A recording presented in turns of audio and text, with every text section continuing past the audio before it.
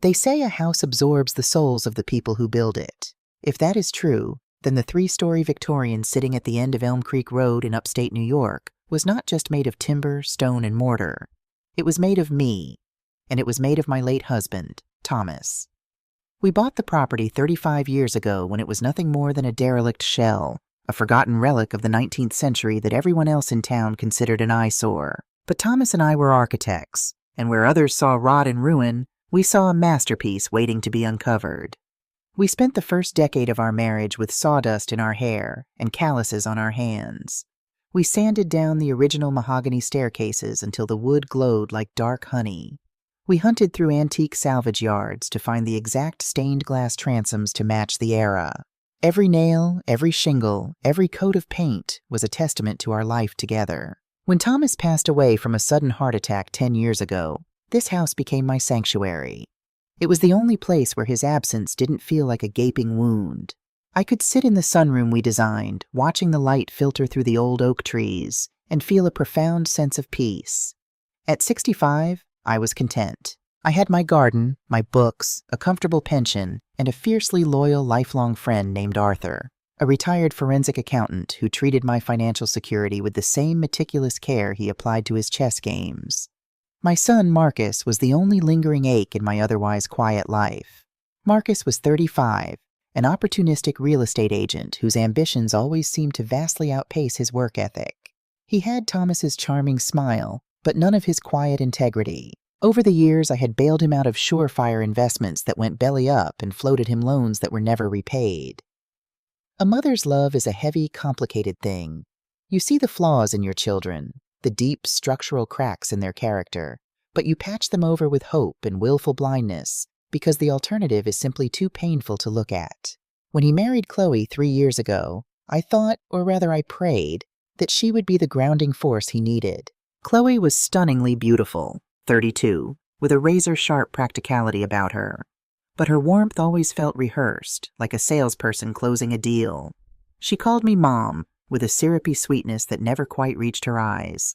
Still, I kept my distance, maintained polite boundaries, and sent generous checks on holidays. I wanted peace, but peace, I would soon learn, is a luxury that predators will not allow you to keep. It all started on a crisp Tuesday morning in October. I was in the kitchen, reaching for a porcelain teacup on the second shelf, when a sudden, terrifying numbness cascaded down the left side of my body. The teacup shattered against the terracotta floor tiles. The world tilted on its axis, spinning wildly as a heavy, thick static filled my ears.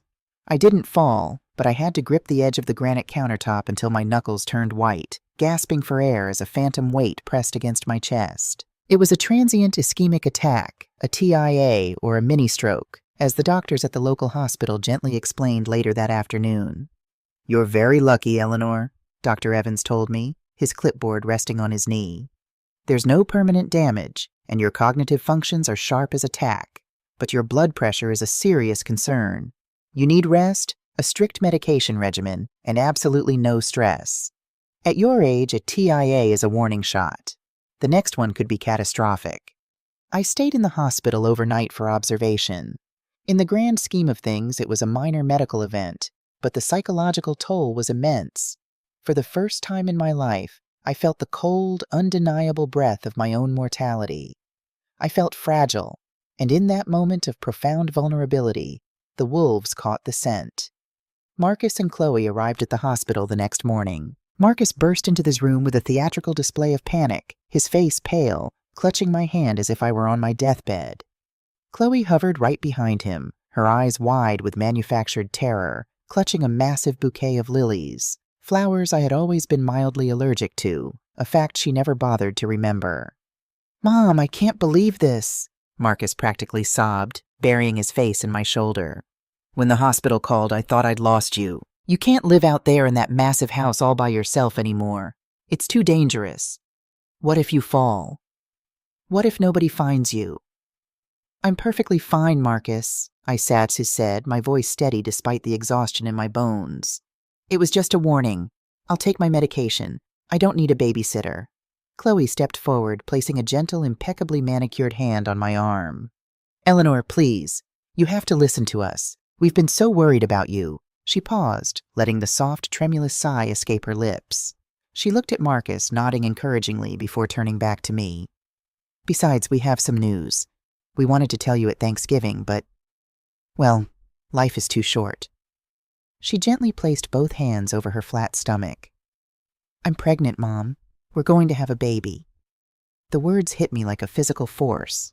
A grandchild. For years, I had resigned myself to the idea that this house would eventually sit empty, that Thomas's bloodline would end with Marcus.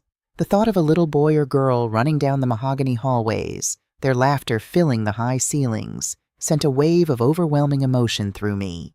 Tears pricked the corners of my eyes. Oh, Chloe. Marcus, that's wonderful, I whispered, reaching out to squeeze her hand. It is, Marcus said, his voice dropping into an earnest, urgent register.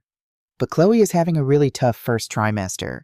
The doctor said her pregnancy is high risk. She needs to be completely stress-free, and our tiny, cramped apartment in the city is driving her crazy. The noise, the stairs. He swallowed hard, looking at me with those pleading eyes that had always been my undoing. Mom, let us come stay with you for a while. Just a few months. We can take care of you, make sure you're taking your meds and resting, and you can give Chloe a peaceful place to get through the hardest part of her pregnancy. We need each other right now. It was the perfect Trojan horse. Wrapped in the guise of family duty, of mutual care, and the promise of new life, the trap was laid. My defenses were lowered by the stroke and completely obliterated by the news of the baby. I looked at my son, saw the desperation in his face, and I did what any mother would do. I opened my door. Within 48 hours, they had moved in. At first, it felt like a blessing. The house, usually echoing with my solitary footsteps, was suddenly full of life. Marcus was out during the day, supposedly showing properties, while Chloe stayed home with me. For the first few days, she was the picture of the devoted daughter-in-law. She brewed herbal teas, fluffed my pillows, and insisted I stay in the recliner in the sunroom overlooking the garden. But by the end of the second week, the atmosphere in my home began to shift. The changes were insidious, so subtle and gradual that if I complained about them, I would sound like a cranky, ungrateful old woman. It started with the kitchen. I came down one morning to find that Chloe had completely reorganized my pantry. The artisanal preserves I bought from the local farmer's market were pushed to the back, replaced by massive bulk store boxes of processed snacks. My fine china was moved to the highest shelves, far out of my reach, while cheap plastic plates were stacked on the counter. Just making things easier for you, Mom, Chloe chirped brightly when I asked about it. You shouldn't be reaching and bending. You need to conserve your energy. Then, it was my mail. I had always enjoyed my morning ritual of walking down the long driveway to the mailbox, feeling the crisp autumn air on my face. But Chloe began intercepting it. The mail carrier would barely have the truck in gear before Chloe was darting out the front door to grab the stack of envelopes. Don't worry about the bills, Eleanor, she said one afternoon, tossing a stack of junk mail on the coffee table while slipping the envelopes from the bank and utility companies into her oversized cardigan pocket. Marcus and I are going to sit down and organize all of this for you. Your blood pressure needs to stay low. No stressing over finances. I am perfectly capable of writing a check, Chloe, I replied, keeping my tone light but firm. She stopped, turning to look at me with an expression of deep, exaggerated pity. It was a look that made my stomach churn. I know you are, Mom, but Dr. Evans said no stress.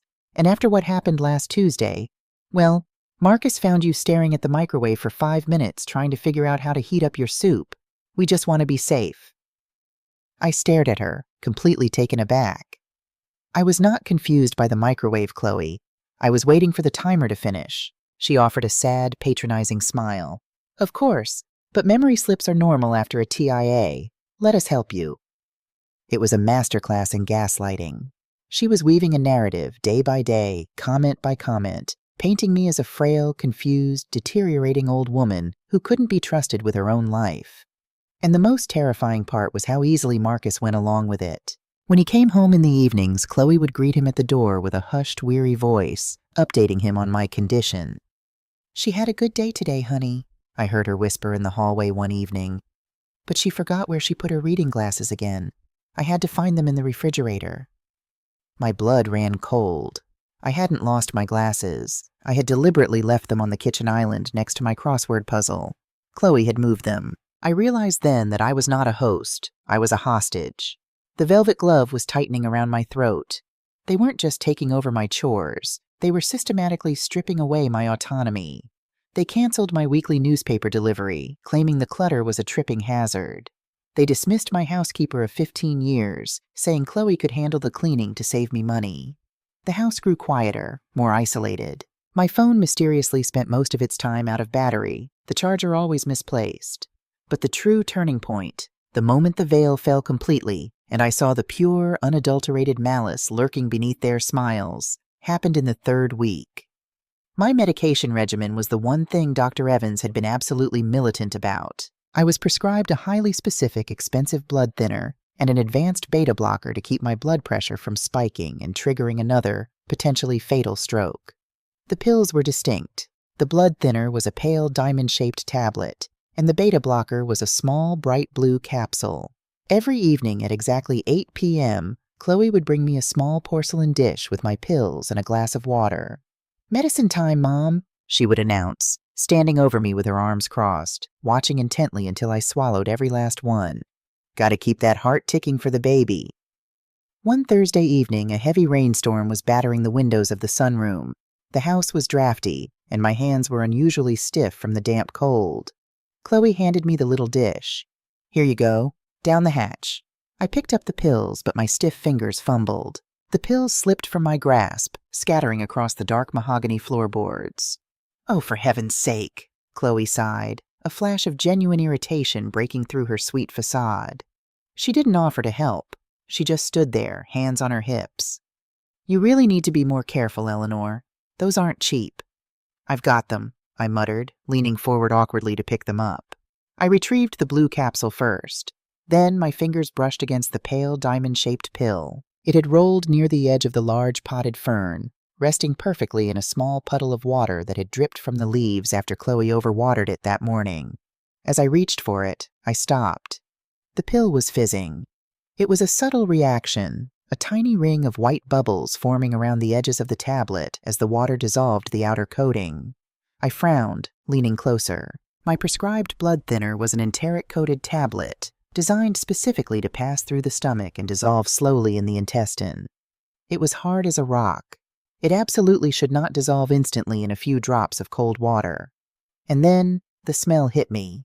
A faint, powdery, sharp scent of citrus. My heart began to hammer against my ribs. A cold sweat broke out across the back of my neck. I kept my head down, letting my hair fall forward to hide my face from Chloe. With a sleight of hand I didn't know I possessed, I slipped the fizzing pill into the deep pocket of my cardigan and quickly scooped up a stray piece of white perlite from the ferned soil, pretending it was the pill. I popped the blue capsule and the piece of perlite into my mouth, took a large gulp of water, and swallowed the capsule, tucking the dirt under my tongue. "All gone," I said, looking up at her with a bland smile. Chloe's posture relaxed immediately. "Good girl," she said, taking the empty dish. "Get some rest. Marcus will be home late." As soon as she left the room and I heard the heavy thud of the kitchen door closing behind her, I spat the dirt into a napkin and pulled the damp, half-dissolved pill from my pocket. I hurried to my downstairs bathroom, locked the door, and turned on the harsh vanity lights. I placed the pill on the white porcelain of the sink. It was crumbling now. I pressed my fingernail into it, and it gave way instantly, revealing a powdery, chalky interior. It wasn't my medication. I opened the bathroom cabinet, pushing aside Chloe's expensive moisturizers, and found a generic bottle of vitamin C chewables that she took every morning. I pulled one out. Pale, diamond-shaped. I dropped a few beads of tap water onto it. It fizzed. It smelled like sharp citrus. It was an exact visual match to my life-saving blood thinner. The bathroom spun. I gripped the edges of the sink, staring at my pale reflection in the mirror, my chest heaving as the horrifying reality crashed down upon me. Chloe wasn't just gaslighting me. She wasn't just trying to control my finances or push me into a home. She was actively trying to trigger another stroke. By replacing my expensive critical medication with cheap vitamin supplements, my blood pressure would silently, steadily climb back up into the danger zone. The blood thinners would leave my system. A clot would form. And given my recent history, when the inevitable second stroke hit, Dr. Evans and the authorities would just shake their heads in sorrow. They would say my body was simply too weak. They would say Marcus and Chloe did everything they could. It would be written off as a tragic, natural consequence of aging. It was the perfect, untraceable murder. A sickening wave of nausea washed over me, but I forced it down. I couldn't panic. Panic was loud, and loud would get me killed. I needed to think. Did Marcus know? The thought felt like a physical knife twisting in my gut. My son. The boy I had rocked to sleep in the bedroom just upstairs. The boy who had cried when his pet rabbit died. Could he know that his wife was trying to kill his mother under his own roof? I splashed freezing water on my face, letting the shock of it sharpen my mind. I dried my face with a towel and stared back at the woman in the mirror. The initial terror was already beginning to recede, replaced by something much colder, much harder. For 35 years, I had navigated cutthroat contractors, arrogant zoning boards, and a male-dominated architectural industry. I had survived the sudden, shattering grief of losing the love of my life. I had built this house with my bare hands. They thought I was a fragile old bird, waiting in her cage to die. They thought they could use my love for my son and my joy for an unborn grandchild as weapons against me. They had made a fatal miscalculation. I took the half-dissolved vitamin pill, wrapped it carefully in a piece of tissue, and slipped it deep into the hidden lining of my jewelry box. Tomorrow, I would call Arthur. Tomorrow, the rules of engagement would change. I walked out of the bathroom, leaning slightly heavier on my cane, letting my shoulders slump just a fraction more. Let them think their poison was working. Let them get comfortable. Because a house absorbs the souls of the people who build it. And this house? It was built by a survivor. The morning sun felt different the next day. It didn't warm the Victorians' hardwood floors. It merely exposed the dust motes dancing in the heavy, suffocating air. I woke up with a clarity so sharp it physically ached. For 35 years, I had believed that a mother's greatest fear was outliving her child. I was wrong. The greatest fear is realizing you gave life to someone who is eagerly waiting for yours to end. First, I needed my actual medication. I couldn't survive on chalk and malice. I waited until I heard the shower running in the guest suite upstairs. Chloe's elaborate morning routine usually bought me 45 uninterrupted minutes. I slipped into my study, locked the heavy oak door, and used my private landline, the one Thomas and I installed before cell phones were ubiquitous, hidden inside the bottom drawer of his old drafting table. I dialed a number I knew by heart. "Arthur," I whispered when the gruff voice answered on the second ring. "Eleanor? It's barely 7. Is your blood pressure spiking? I'll call an ambulance." "No!" I cut him off, my voice steady, stripped of the frail tremor I'd been practicing. "I need you to listen to me very carefully. I am in danger, and I cannot leave this house." I told him everything. I told him about the intercepted mail, the isolation, and the fizzing white pill resting in the lining of my jewelry box. I heard the sharp, ragged intake of breath on the other end of the line. Arthur was a man of numbers, a forensic accountant who spent his career hunting down corporate embezzlers and wealthy fraudsters. He lived in a world of cold, hard facts. To hear that his best friend's daughter-in-law was attempting a slow, untraceable murder left him temporarily speechless. "I'm calling the police, Eleanor. Right now," he finally growled, the fury vibrating through the receiver. "And tell them what?" I countered. "That an old woman with a history of a recent TIA thinks her vitamins look funny? Chloe will just cry. Tell the cops I'm confused. Show them the real prescription bottles she probably keeps perfectly full, and say I must have mixed them up myself. The police will leave, and then I will be truly at their mercy." Arthur was silent. He knew I was right. The burden of proof in elder abuse cases is notoriously high, and Chloe was painting a masterpiece of plausible deniability. "What do you need, Elle?" he asked, his tone shifting from outrage to the icy, calculated professionalism that made him a terror in the courtroom. "I need my real medication," I said. "Call Dr. Evans. Tell him I dropped my bottles in the sink and ruined the pills, but you'll pick up the replacements. Pay in cash. Don't run it through my insurance. Marcus monitors my accounts. And Arthur?" "Yes?" "I need eyes. Inside my own home." Arthur arrived the following afternoon under the guise of delivering a box of Thomas's old architectural blueprints that he claimed to have found in his garage. Chloe met him at the door, her smile firmly in place, though her eyes darted to the heavy cardboard box with visible suspicion. "Arthur, what a lovely surprise," she purred, blocking the threshold just slightly.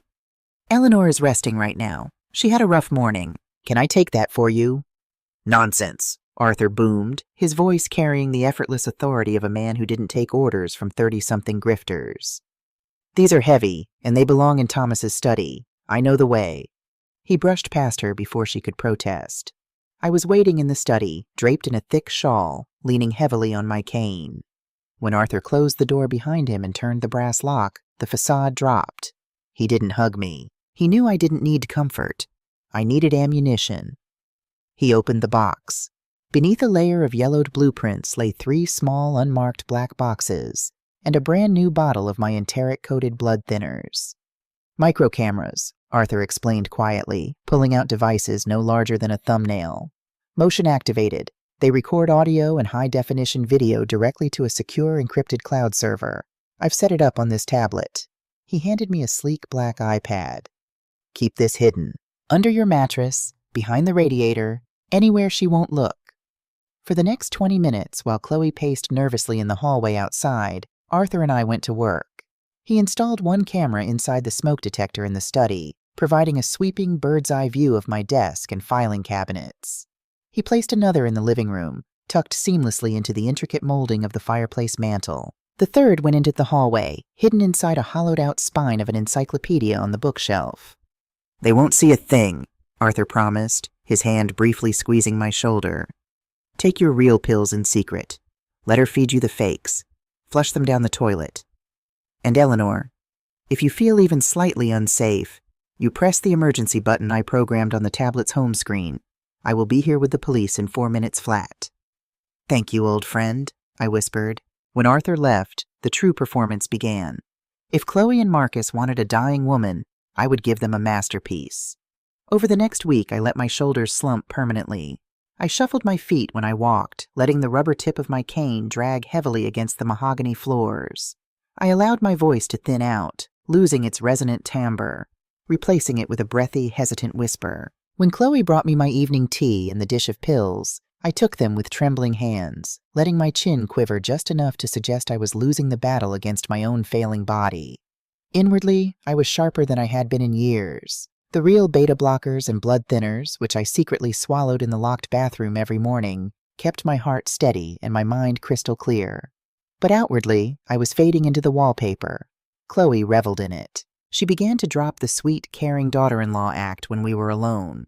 She stopped brewing the herbal teas, instead tossing a tepid mug of tap water and a tea bag on the counter and telling me to make it myself.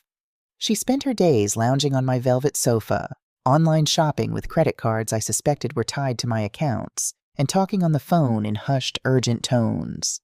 But it was the nights that revealed the true depth of the nightmare. It was a Thursday, just past midnight. The house was dead quiet, save for the rhythmic drumming of autumn rain against the window panes. I was in my bed, the heavy comforter pulled up to my chin. Beneath the blankets, the screen of the iPad cast a pale, ghostly glow over my face. I had the app open, watching the live feed from the study. The room was dark, illuminated only by the faint silver light of the moon filtering through the French doors. Suddenly, the motion detector pinged. The screen flickered. The heavy oak door of the study pushed open. 2 figures stepped inside. Marcus and Chloe. My breath caught in my throat. I turned up the volume on the tablet, pressing the speaker close to my ear. "Turn on the desk lamp, but keep it low," Chloe whispered, her voice sharp and commanding.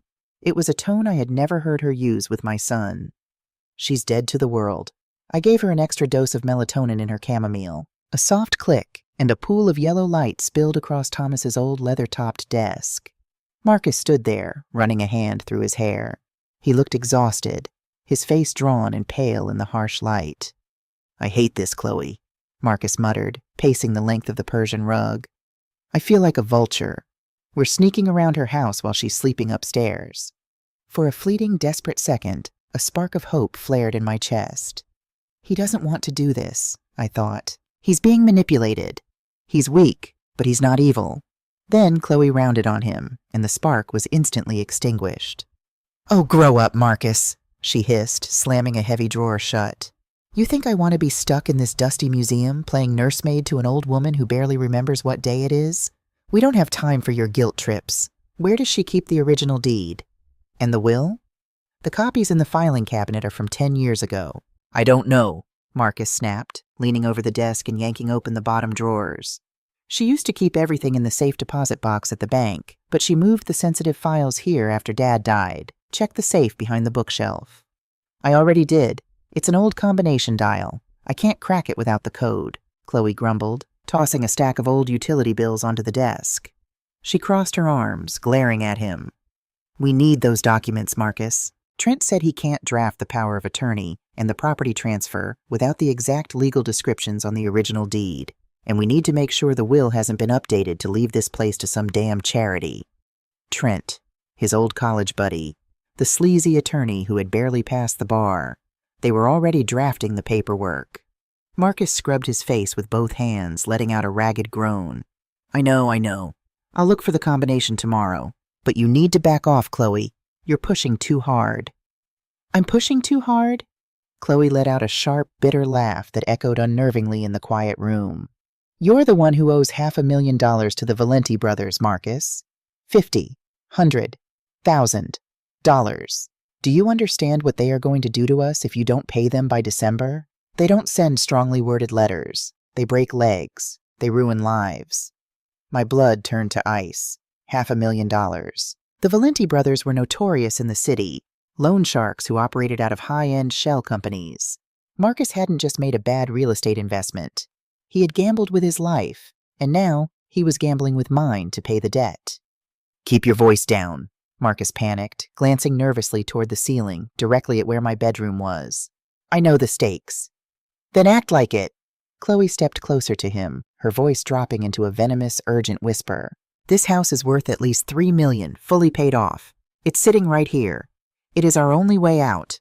But we can't do anything as long as she has her faculties on paper. The vitamin swap is working, her blood pressure is rising, but she's lingering. You need to get her to sign that power of attorney before she strokes out completely, or this goes to probate, and by the time the courts clear it, the Valentis will have buried you under a parking lot. I lay perfectly still in my bed, the iPad trembling in my hands. I waited for Marcus to defend me. I waited for my son, the boy I had carried, nurtured, and loved unconditionally, to draw a line. I waited for him to say that murdering his mother was a price too high to pay, even for his own life. Marcus looked down at the desk. He traced the edge of a silver picture frame, a photo of the three of us at his high school graduation. I saw his jaw tighten. I know, Marcus said, his voice terrifyingly calm, cold. I spoke to Trent this afternoon. He's coming over for dinner on Friday. He has the paperwork ready. We just need to make sure she's compliant, pliable. So I should double the sedatives? Chloe asked, not a hint of remorse in her tone. Yes, Marcus replied, not looking up from the photo. She's already half a ghost, Chloe. Let her fade. She's had a good life, but I need this house liquid by Christmas, or I'm a dead man. I don't care what it takes anymore. Just get it done. The screen blurred as a single tear slipped down my cheek, hot and stinging against my skin. It wasn't a tear of fear. It was the final, agonizing death of my motherhood. The boy in the silver picture frame didn't exist anymore. The man standing in my husband's study was a stranger, a parasite willing to feed on my corpse to save his own skin.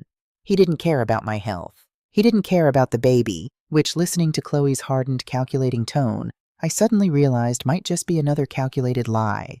He only cared about the bricks and mortar that Thomas and I had laid with love. I reached out and tapped the screen, stopping the recording. I saved the file to the encrypted cloud, a digital tombstone for my relationship with my son. I set the tablet on the nightstand and stared up at the dark ceiling, the crushing weight that had sat on my chest since the hospital vanished, replaced by a profound, terrifying lightness. There is a specific kind of freedom that comes from absolute betrayal. When there is nothing left to salvage, there is nothing left to hold you back. They wanted to play a game of shadows in my house. They wanted to drug me, trick me, and throw me out into the cold so they could feast on the bones of my life's work. They thought because my hair was gray and my hands sometimes shook, I was easy prey. I wiped the tear from my cheek. It would be the last one I shed for Marcus. I was Eleanor Vance. I built this house, and if they wanted a war over its deed, I was going to give them a slaughter. The next 48 hours were a masterclass in deception. To the naked eye, I was a woman rapidly deteriorating, a fading ember in the twilight of her life. But beneath the heavy wool shawls and the practiced vacant stare, my mind was running with the precision of a Swiss watch. I knew they were planning to strike on Friday evening. Marcus had let it slip during a hushed phone call in the hallway, confirming the time with his sleazy college buddy, Trent. That gave me exactly 2 days to build an impenetrable fortress around my life's work. On Wednesday morning, Chloe left the house for what she called a prenatal massage, a luxury she claimed was essential for the baby's health, paid for with a credit card I knew she had swiped from my purse. As soon as her car disappeared down Elm Creek Road, I picked up the hidden tablet and messaged Arthur. 30 minutes later, Arthur's heavy black sedan pulled into the driveway. He wasn't alone. With him was a severe-looking woman in a tailored gray suit, a mobile notary public named Sarah, whom Arthur had trusted for decades. We didn't waste time with pleasantries. We sat at the long dining room table, the very table where I had served Marcus his birthday cakes and Thanksgiving turkeys, and Arthur laid out a thick stack of legal documents. "This is it, Eleanor," Arthur said, his voice a low, serious rumble. "An irrevocable trust. Once you sign this, you are transferring the legal ownership of this house, your investment portfolios, and the entirety of Thomas's life insurance residue into the trust. I will act as the trustee. You will be the sole beneficiary for the remainder of your life, but on paper, you will own absolutely nothing." I stared at the crisp white pages. The legal jargon was dense, but the concept was simple. A power of attorney, the document Marcus and Chloe were desperately trying to trick me into signing, only gave them control over assets I personally owned. If I owned nothing, their stolen keys would open no doors. If they try to sell the house with a power of attorney after today, Sarah the notary interjected, adjusting her glasses, it will trigger an immediate fraud alert with the county clerk. The deed is no longer yours to give, nor theirs to take. "Give me the pen," I said. My hand didn't shake. I signed my name with the bold, sweeping strokes of an architect. Eleanor Vance. Page after page, I gave away my empire to save it. Sarah stamped each page with her heavy notary seal, the loud thunk echoing in the quiet room like a gavel falling in a courtroom. "It's done," Arthur said, gathering the papers and sliding them into a leather briefcase. "I'll file these with the county this afternoon. By tomorrow morning, the trust will be ironclad. When they make their move on Friday, let them. Give them whatever signature they want. It won't be worth the ink it's printed with." He paused at the door, looking at me with a mixture of deep sorrow and fierce pride. "You're a brave woman, Elle. Most people would have just folded." "I'm not brave, Arthur," I replied softly, leaning heavily on my cane. "I'm just a mother who finally realized she has to stop protecting her son from the consequences of his own actions." Friday arrived with a heavy, oppressive, overcast sky, matching the suffocating atmosphere inside the house. Chloe spent the afternoon in the kitchen, aggressively chopping vegetables for a beef stew. It was an odd choice for a woman who claimed the smell of raw meat triggered her morning sickness, but I knew exactly why she had chosen it. A thick, deeply savory stew with a heavy gravy was the perfect vehicle for masking the bitter, chalky taste of crushed sedatives. At 6 o'clock, the doorbell rang. Marcus hurried to answer it, his posture rigid with nervous energy. Trent stepped into the foyer, bringing with him the cloying scent of cheap drugstore cologne in desperation. He wore a suit that was slightly too shiny and smiled with too many teeth. He looked exactly like what he was, a bottom-feeding lawyer who made a living exploiting loopholes and desperate people. "Mrs. Vance," Trent exclaimed, stepping into the sunroom where I sat draped in a blanket, staring blankly out the window. He extended a sweaty hand. "It's so wonderful to see you. Marcus has told me so much about how you're recovering." I looked at his hand, then slowly up to his face, letting my eyes glaze over. I offered a weak, trembling nod, refusing to shake it. "Who are you?" I whispered, my voice raspy. Marcus rushed forward, looking apologetic. "Mom, this is Trent. Remember? From college? He's a lawyer now. He came over for dinner to help us look over some of that confusing medical paperwork Dr. Evans sent." "Oh," I murmured, letting my chin drop to my chest. "I'm so tired, Marcus."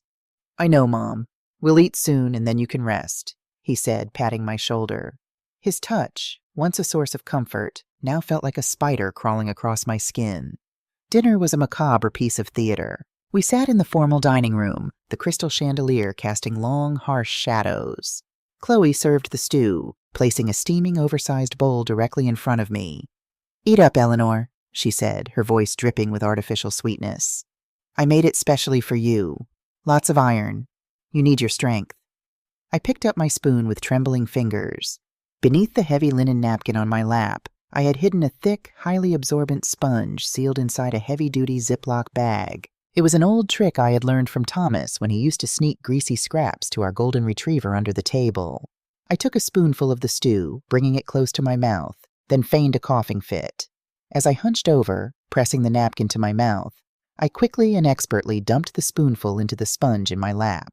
I repeated the process, taking tiny, microscopic sips of the broth while transferring the bulk of the drugged food into my hidden trap. "It's very rich, Chloe," I mumbled, slurring my words slightly for effect. "Just a few more bites, Mom," Marcus urged, his eyes darting nervously between me and Trent. By the end of the meal, I let the spoon clatter noisily against the porcelain bowl. I slumped back in my chair, letting my eyelids droop. I made my breathing shallow and slightly erratic. "I think she's ready," Chloe whispered across the table, not even bothering to lower her voice completely. The drugs were supposed to make me highly suggestible and virtually paralyzed, trapped in a waking twilight. Trent cleared his throat and unzipped his leather folio. He pulled out a thick stack of papers with little colorful sign here tabs sticking out of the margins. "Mrs. Vance," Trent said, moving his chair closer to me. "Eleanor, can you hear me?" I offered a slow, lethargic nod. "Great. Listen, Marcus and Chloe are very worried about you. The stroke took a lot out of you. We want to make sure that if, heaven forbid, you have another emergency, Marcus can talk to the doctors and make sure your bills get paid. We don't want the state stepping in and taking your money." It was a brilliant, terrifying pitch. They were weaponizing my fear of losing control to strip me of it completely. "Just medical?" I slurred, letting my head roll slightly to the side. "Yes, just standard medical proxy and some basic financial assistance. It just lets Marcus help you write checks," Trent lied smoothly. I could see the bold heading at the top of the page, Durable General Power of Attorney. It granted Marcus unrestricted access to sell real estate, liquidate accounts, and alter beneficiaries. It was a blank check to my entire life.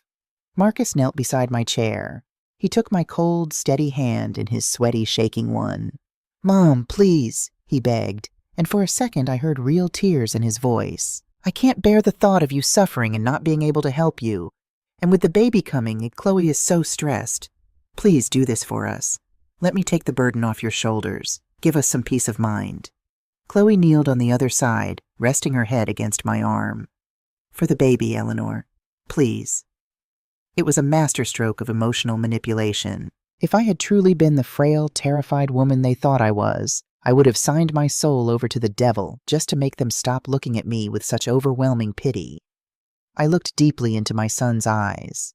I searched for any hesitation, any spark of the boy who used to build fortresses out of sofa cushions and promised to protect me forever. There was nothing. Only a desperate, panicked greed, fueled by the shadowy threat of a $500,000 mob debt. "You are signing away a ghost," I told myself. "Okay," I whispered, letting a single tear slip down my cheek. "For the baby. For you, Marcus." Trent practically shoved a heavy Mont Blanc pen into my hand. I took it. I let my hand shake violently. I pressed the nib to the paper, intentionally dragging the ink, making my signature a messy, jagged parody of its usual elegance. I signed the first page, then the second, then the property transfer addendum. When the final page was signed, Trent snatched the papers back with terrifying speed, as if afraid I might suddenly wake up and rip them to shreds. "Excellent," Trent breathed, a dark, victorious grin spreading across his face. He looked at Marcus and nodded. "We're golden." Chloe let out a breathless laugh, standing up and smoothing her skirt. The sweet, concerned daughter-in-law act vanished instantly, replaced by a cold, triumphant sneer. "Let's get her to bed. I'll open the champagne." They practically carried me upstairs. They threw me onto my mattress, not even bothering to pull the covers over me, and shut the door, leaving me in the dark. I lay there listening to the muffled pops of a champagne cork from the kitchen below, followed by the clinking of glasses and the low, celebratory murmur of their voices. They were toasting to my demise. They were celebrating the theft of my home. I calmly sat up, reached into my pocket, and pulled out the Ziploc bag of drugged stew. I walked into my bathroom, flushed the contents down the toilet, and washed the sponge. Then I checked the hidden tablet. The video feed from the dining room had captured everything: the coercion, the lies, the undeniable proof of my sedated state while signing. I slept soundly that night. It is surprisingly easy to sleep when you know the enemy has already stepped into the snare. Saturday morning broke with a cruel, bright clarity. I expected them to wait a few days, perhaps a week, to finalize their plans. But desperation makes people reckless. The Valenti brothers must have been breathing down Marcus's neck, because when I came downstairs in my bathrobe, clinging to the banister, the living room was already half-packed. Cardboard boxes were stacked against the walls. Thomas's antique clock was wrapped in bubble wrap, and standing in the foyer were two burly men in matching gray polo shirts with a logo that read Sunset Transit, Non-Emergency Medical Transport. "What is happening?" I asked, my voice trembling, this time with genuine shock at their sheer audacity. Marcus wouldn't look at me. He was staring intensely at a clipboard in his hand. Chloe, however, marched right up to me, holding a cheap, hard-shell suitcase I had never seen before. "Morning, Eleanor," she said briskly, all pretenses dropped. "We've made some arrangements. The doctor agreed that after your little confused spell last night, you simply aren't safe here anymore. You need 24-hour supervision." "Supervision? Where?" I gasped, clutching the collar of my robe. "Shady Pines Convalescent Center." Trent's voice echoed from the study.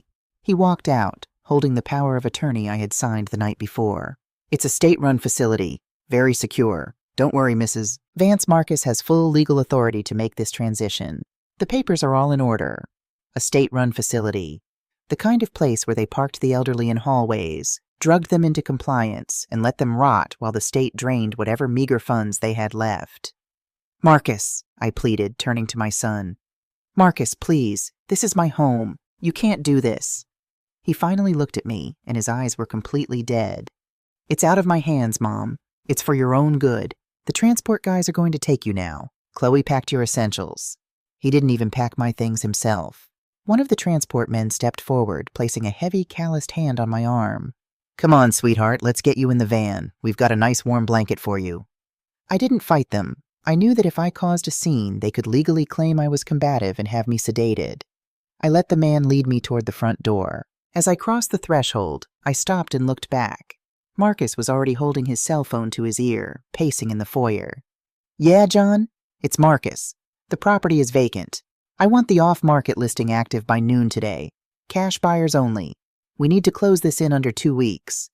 Chloe was standing behind him, her hands resting triumphantly on her non-existent baby bump, a smile of pure, unadulterated greed on her face. "Goodbye, Marcus," I whispered. He didn't hear me. They loaded me into the back of the transport van, securing my wheelchair strap. The doors slammed shut, plunging me into a dim, rattling darkness. As the van pulled away from Elm Creek Road, carrying me away from the house I had built with the love of my life, I didn't cry. I reached into the pocket of my robe and felt the cold, hard edges of the hidden tablet. They thought they had buried me. They didn't realize I was a seed, and the ground they had just thrown me into was about to crack wide open. Shady Pines Convalescent Center smelled exactly how you would expect the end of the line to smell. It was a sterile, suffocating blend of industrial floor bleach, boiled cabbage, and the faint, lingering scent of forgotten people. The walls were painted a sickly, institutional pale green, and the fluorescent lights overhead buzzed with a low, relentless hum that gave me an instant headache. When the transport men wheeled me into room 4B, my new home, I didn't say a word. I let my head loll against the back of the wheelchair, staring blankly at the popcorn ceiling. My roommate, a frail woman named Betty, who seemed to be having a quiet conversation with someone only she could see, didn't even look up when they transferred me to the stiff, vinyl-covered mattress. "Get some rest, Eleanor," the nurse said, her voice loud and patronizingly slow, the way people speak to toddlers or the deaf. "We'll bring you some pureed turkey for dinner." When the door clicked shut, leaving me in the dim light of the afternoon sun filtering through dirty blinds, the confused, vacant expression melted off my face. I sat up perfectly straight. I swung my legs over the side of the bed, feeling the cold linoleum beneath my bare feet. I reached into the deep pocket of the oversized robe Chloe had packed for me and pulled out the encrypted tablet Arthur had given me. It was fully charged. For the next 3 days, I became a ghost haunting my own life from afar. To the nursing staff, I was the ideal patient. I ate the tasteless, mushy food without complaint.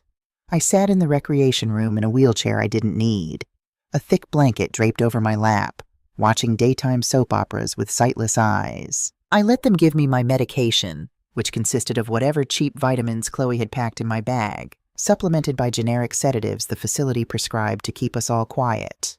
I didn't swallow a single one. Under the blanket, I held a small paper cup. Every pill went into the cup, and every night, they went down the toilet in the shared bathroom. My real medication, which Arthur had smuggled to me inside a hollowed-out box of tissues during a brief legal consultation visit, kept my heart steady and my mind razor-sharp. While my body sat in that depressing facility, my mind was back at the Victorian on Elm Creek Road, watching the trap I had laid slowly close around my son. Through the hidden cameras, I watched Marcus and Chloe tear through my life like a pair of starving scavengers. The day after they committed me, Chloe hired a professional cleaning crew to scrub the house from top to bottom. She moved my antique furniture into the garage, replacing it with cheap modern staging pieces to make the house look like a sterile high-end hotel. I watched them drink my expensive vintage wines that Thomas and I had saved for a special anniversary we never got to celebrate. I listened to them laughing in the sunroom, their voices carrying through the hidden microphone in the fireplace mantel. "I can't believe how easy it was," Chloe giggled one evening, holding a crystal glass of Cabernet. She was wearing one of my silk scarves. "She practically handed us the pen. The facility says she's completely docile, doesn't even ask to use the phone." "I told you Trent knew what he was doing," Marcus replied, though his voice lacked her giddy enthusiasm. He was pacing, constantly checking his phone. The shadow of his $500,000 debt to the Valenti brothers was a heavy, suffocating presence in the room. "But we need this done now, Chloe. The brothers left a message today. They know where I live. They know where you sleep. If we don't have the cash by next Friday, the house won't matter." "Trent found a buyer," Chloe said, waving her hand dismissively. "An all-cash offer. Some eccentric billionaire from the city who wants a historic property fast. No mortgage contingencies, no inspections. He's willing to pay $2.5 million to close by Thursday." My eyebrows rose as I stared at the tablet screen in the dark of my nursing home room. $2.5 million. A cash buyer who didn't want an inspection? In the real estate world, that was a unicorn. It was too perfect, too clean. The next morning, the cameras captured the unicorn himself. His name was Mr. Sterling. He arrived at the house in a sleek black town car. He wore a sharply tailored suit that looked like it cost more than Marcus's entire wardrobe. He was a distinguished man in his late 50s, with silver hair and an air of quiet, absolute authority. Trent was practically vibrating with excitement, hovering around Mr. Sterling like a sycophant. Marcus trailed behind, wiping sweat from his forehead despite the cool autumn air. "As you can see, Mr. Sterling," Trent said, gesturing broadly to the restored mahogany staircase. "The property is immaculate. The owner, Marcus's mother, recently had to be moved to a full-time care facility due to cognitive decline. Tragic, really. But Marcus here has full durable power of attorney. He is fully authorized to liquidate the asset immediately to cover her medical expenses." Mr. Sterling barely glanced at the staircase. His eyes swept the room, pausing for a fraction of a second on the exact spot in the molding where Arthur had hidden the camera. A tiny, almost imperceptible smirk touched his lips. "I don't care about the architecture, gentlemen," Mr. Sterling said, his voice a low, commanding rumble. "I care about the land, the privacy, and the speed of the transaction. I have the funds in escrow.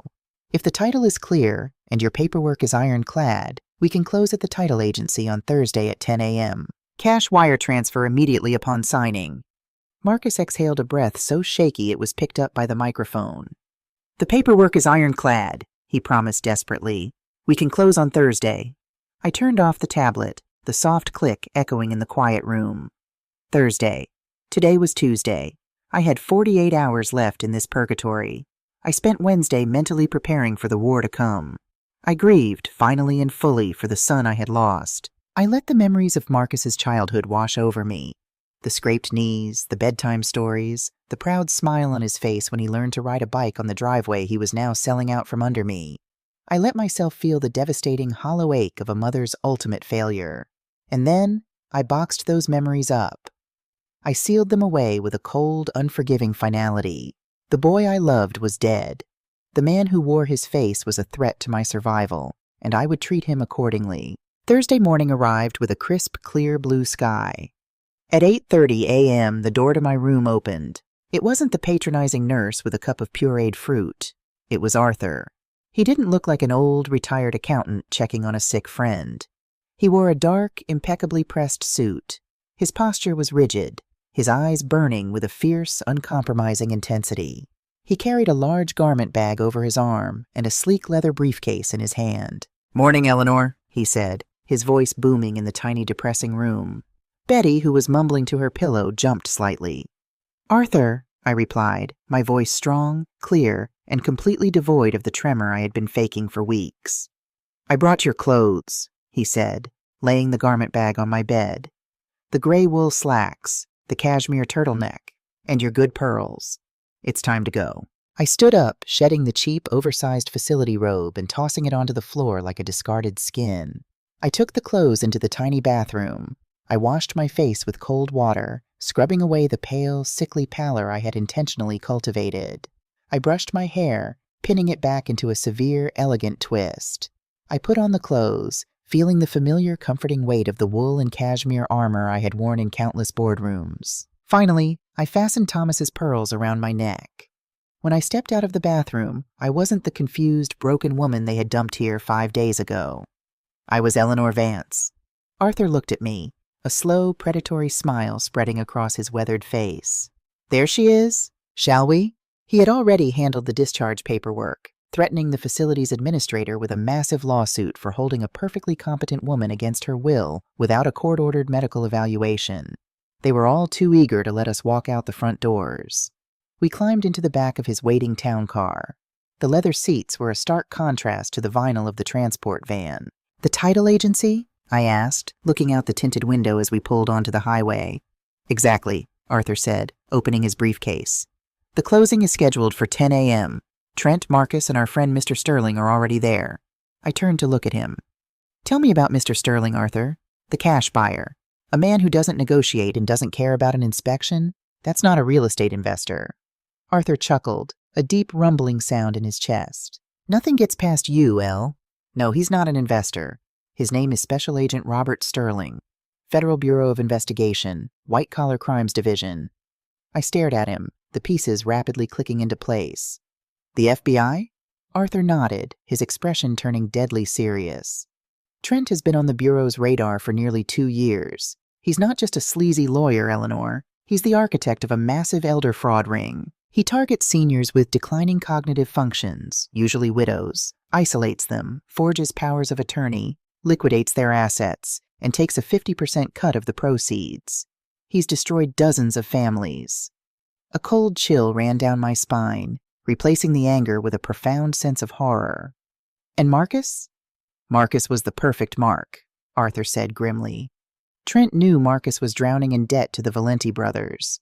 Trent approached him, told him how easy it would be. Trent supplied the blueprint, the forged documents, and the legal cover. Chloe provided the emotional manipulation inside the house.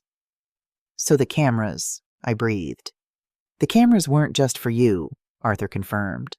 "I contacted Agent Sterling the day you called me about the swapped medication. The FBI needed undeniable video and audio proof of Trent actively coercing a victim and utilizing forged legal documents in real time. Without it, Trent would just claim he was acting in good faith on behalf of a distressed son.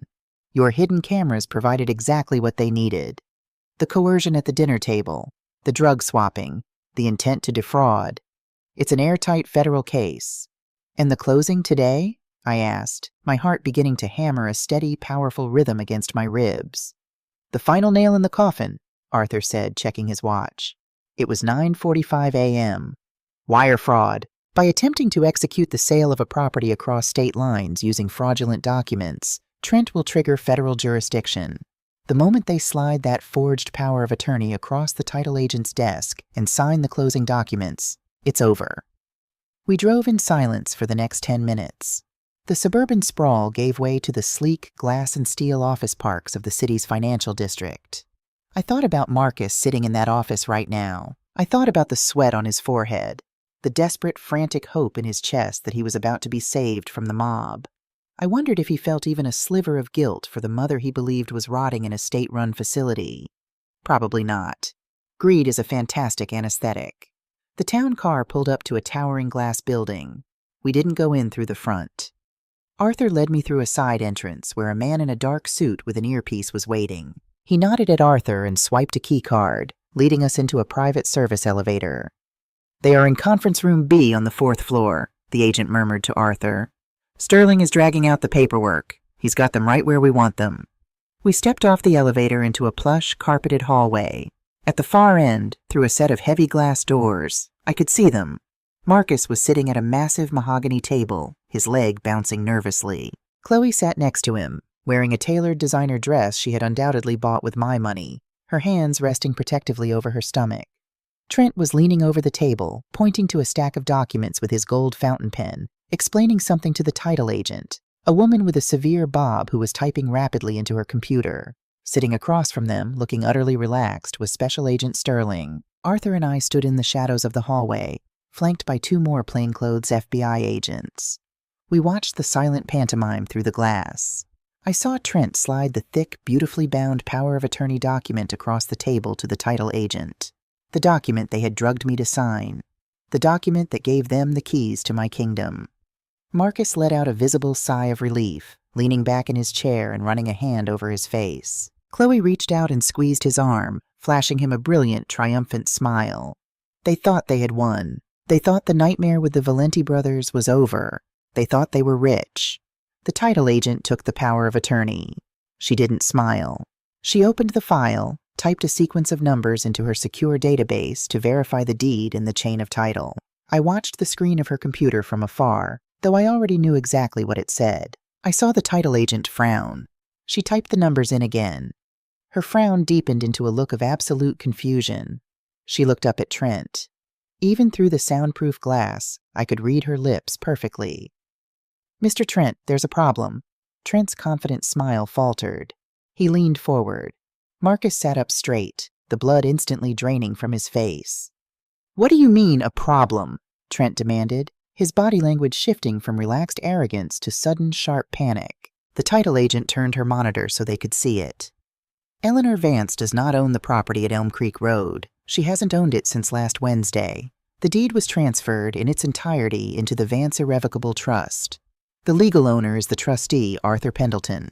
This power of attorney—" She tapped the forged document with her pen, her voice carrying through the slight crack in the conference room door.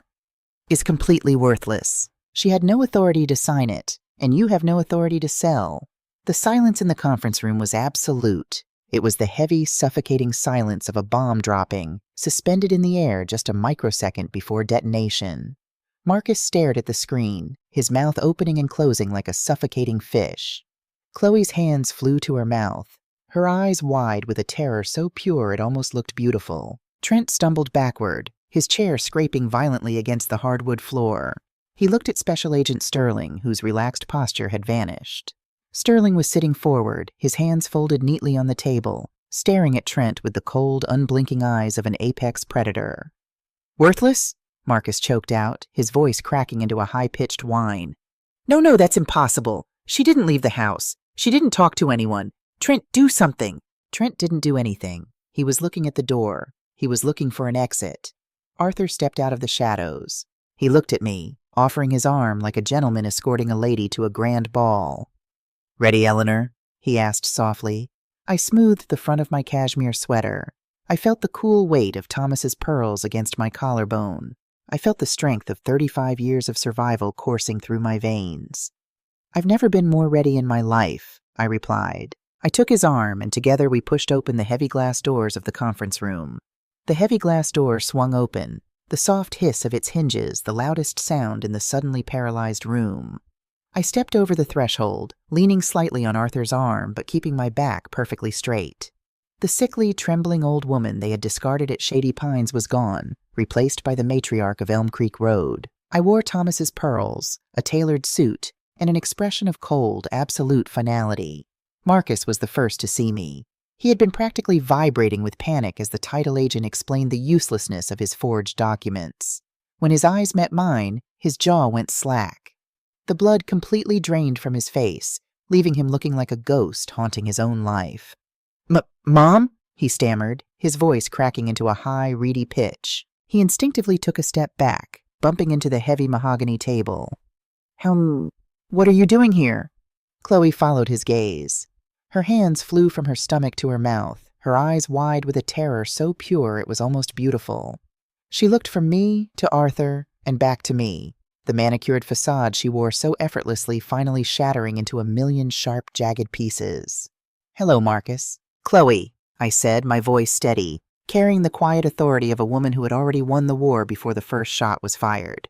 Trent, however, wasn't looking at me. His rat-like eyes were darting frantically around the room, assessing the exits.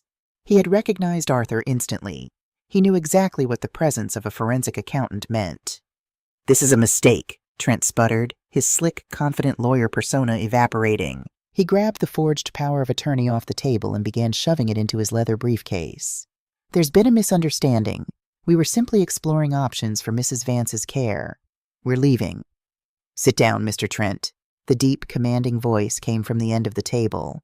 Mr. Sterling, the supposed eccentric billionaire, hadn't moved. He was still sitting with his hands folded neatly on the table, but the air of casual wealth had vanished, replaced by the unmistakable, chilling authority of federal law enforcement. Trent froze, clutching his briefcase. "Who the hell are you?" Sterling reached into his suit jacket and pulled out a leather wallet, flipping it open to reveal a gold badge that gleamed under the harsh fluorescent lights of the conference room. "Special Agent Robert Sterling, FBI White-Collar Crimes Division," he announced, his voice devoid of any emotion. "And no one is leaving." Marcus's knees buckled. He collapsed back into his chair, his head falling into his hands as a ragged, whimpering sound escaped his throat. Chloe let out a sharp, breathless scream, shrinking back against the wall as if the badge were a physical weapon. "FBI?" Marcus choked out, staring at the floor. "Trent, what is going on? You said this was legal. You said you had it covered." "Shut up, Marcus," Trent hissed, his face pale and sweating profusely. He pointed a trembling finger at Sterling. "You have no jurisdiction here. This is a simple civil matter regarding a disputed power of attorney. It's an estate issue." "It was a civil matter," Sterling corrected him calmly, standing up. "Right up until you brought a forged legal document across state lines, attempted to execute a fraudulent real estate transaction exceeding $2 million, and used an interstate wire transfer system to facilitate the theft. That makes it wire fraud, bank fraud, and a violation of the Elder Abuse Prevention and Prosecution Act. That is federal jurisdiction, Mr. Trent." The doors behind me opened again. 2 uniformed police officers stepped into the room, their expressions grim and professional. "We also have warrants for your arrest on state charges," Sterling added, nodding to the officers. "Conspiracy to commit fraud, forgery, and unlawful imprisonment." Trent didn't say another word. He knew the game was up. He dropped his briefcase, raised his hands, and let the officers secure the heavy steel cuffs around his wrists. As they led him toward the door, he shot a look of pure, unadulterated venom at Marcus. "You stupid, weak little man," Trent spat. "You dragged me down with you." The door clicked shut behind them, leaving a suffocating silence in its wake. Marcus slowly lifted his head from his hands. He looked like a man who had just watched his entire life burn to ash, sitting in the smoldering ruins. He looked at Arthur, then at Sterling, and finally, his hollow, desperate eyes found mine. "Mom, please," he whispered, tears finally spilling over his eyelashes. He slid off his chair, dropping onto his knees right there on the expensive carpet of the title agency. "Please, you have to tell them I didn't know. Tell them Trent tricked me. I was just trying to pay off the Valentines. They're going to kill me, Mom. If I go to prison, they'll kill me." It was the ultimate plea, the weapon he had used his entire life to extract money, sympathy, and forgiveness from me. He was banking on the fundamental biological instinct of a mother to protect her young, no matter how monstrous they had become. 35 years ago, I would have thrown myself between him and the FBI. I would have drained my accounts to pay his debts and begged the judge for mercy. But I wasn't that woman anymore. That woman had died the moment she saw the fizzing white pill in the palm of her hand. I looked down at my son, feeling absolutely nothing. The well of maternal forgiveness was completely, irreversibly dry. "I heard everything, Marcus," I said, my voice dropping to a low, icy whisper that commanded the entire room. I heard you plotting in your father's study. I heard you agree to drug me. I watched you load me into a transport van to a state facility so you could steal the home your father and I built. I was desperate, he sobbed, reaching out as if to grab the hem of my skirt. Arthur subtly stepped between us. I made a mistake. A mistake is forgetting to pay the electric bill, I corrected him, my tone sharpening into a blade. What you did was a calculated, prolonged attempt on my life and my freedom. You didn't just try to rob me, Marcus. You tried to erase me. I reached into the leather portfolio Arthur had handed me earlier. I pulled out a single sheet of paper, the final notarized document from my lawyer. You wanted my signature so badly, I said, dropping the paper onto the table right in front of him. Here it is. This is a formal amendment to my will and the Vance Irrevocable Trust. It explicitly disinherits you from any current or future claim to my estate. You get nothing, Marcus. Not the house, not the insurance, not a single penny. He stared at the paper as if it were a venomous snake. The reality of his situation, the crushing debt, the federal charges, the complete severing of his safety net, finally hit him with the force of a freight train. He curled in on himself, sobbing uncontrollably into his hands. Agent Sterling motioned to the 2 remaining agents in the hall. Take him in, he ordered. As the agents hauled Marcus to his feet, snapping the cuffs onto his wrists, I didn't look away. I watched my son, the boy I had loved more than life itself, being led away in disgrace. I didn't cry. The tears were already spent. Wait! A sharp, trembling voice cut through the room. Chloe. She had been pressed against the wall, trying to make herself invisible as the walls closed in on her husband and his accomplice. But now, seeing Marcus being taken away, survival instinct kicked in. She stepped forward, her hands returning to their protective, dramatic position over her stomach. Her face was streaked with perfectly orchestrated tears. Eleanor, Chloe cried, her voice trembling with an Oscar-worthy performance of shock and betrayal. I had no idea. I swear to you. Marcus told me you wanted to go to the facility. He told me Trent was handling everything legally. He lied to me, too. She turned to Agent Sterling, her eyes wide and pleading. Please, you can't arrest me. I'm just a wife. I'm pregnant. The stress of this is going to kill my baby. It was the ultimate trump card. The one she had played to get into my house. The one she had used to force me to sign the documents. And the one she was now desperately trying to use to escape federal prison. I looked at Chloe. The woman who had replaced my life-saving medication with cheap vitamin C. The woman who had poured drugged stew down my throat. The woman who had packed my bags for Shady Pines with a smile on her face. The baby, I repeated softly, tasting the word on my tongue. I opened the leather portfolio again. This time I didn't pull out a legal document.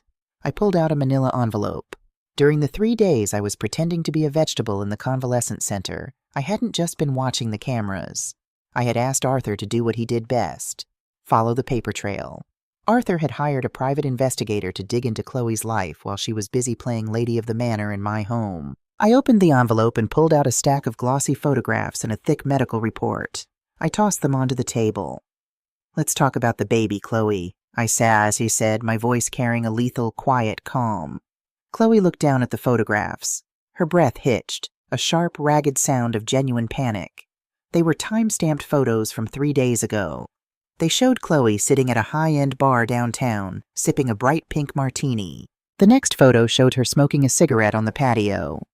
A high-risk pregnancy, I mused, tapping the photos with my manicured nail. And yet, you spent your Wednesday afternoon drinking gin and smoking parliaments. I picked up the medical report and slid it across the mahogany wood toward her. But it was the ultrasound that really confused me. The one you left on the kitchen counter to remind me why you needed the house so badly. It was a beautiful image, very clear. So clear, in fact, that my private investigator found the exact same image on a stock photo website for $15.